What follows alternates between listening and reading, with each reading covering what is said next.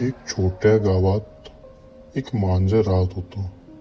त्याचं नाव होतं शेरू. सगळ्यांना वाटायचं तो फक्त एक साधा कमजोर मांजर आहे. पण एक दिवस गावात काहीतरी भयंकर घडलं.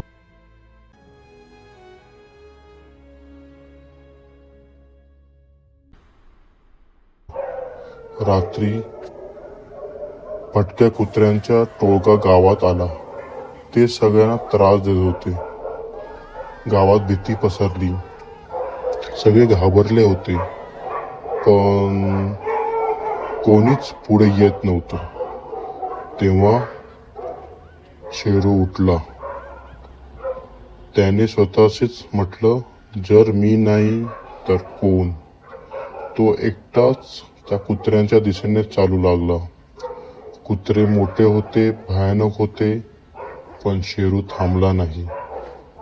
तो झपाट्याने उडी मारतो, एकाला चावतो, दुसऱ्याला घाबरवतो. लढताना शेरू जखमी झाला.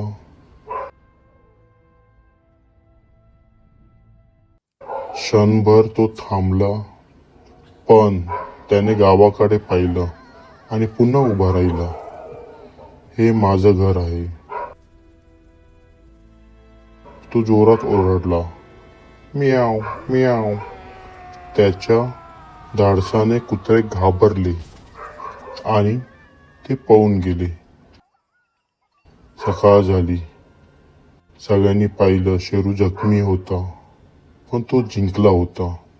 त्या दिवसानंतर सगळे म्हणू लागले, हा फक्त मांजर नाही, हा आमचा हिरो आहे. लहान असलं तरी चालतं, पण धाडस मोठं असलं पाहिजे.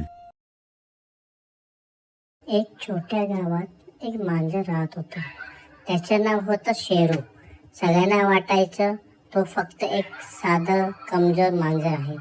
पण एक दिवस गावात काहीतरी भयंकर घडलं. रात्री भटक्या कुत्र्यांचा टोळका गावात आला. ते सगळ्यांना त्रास देत होते. गावात भीती पसरली. सगळे घाबरले होते, पण कोणीच पुढे येत नव्हतं.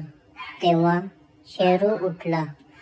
तो एकटाच त्या कुत्र्यांच्या दिशेने चालू लागला.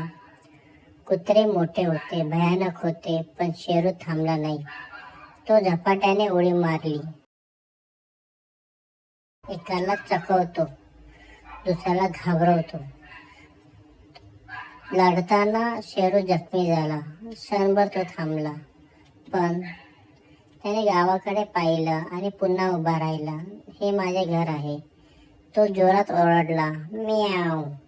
त्याच्या धाडसाने कुत्रे घाबरले आणि ते पळून गेले. सकाळ झाली. सगळ्यांनी पाहिलं शेरू जखमी होता, पण तो जिंकला होता. त्या दिवसानंतर सगळे म्हणू लागले, हा फक्त मांजर नाही, हा आमचा हिरो आहे. लहान असलं तरी चालतं, पण धाडस मोठं असलं पाहिजे.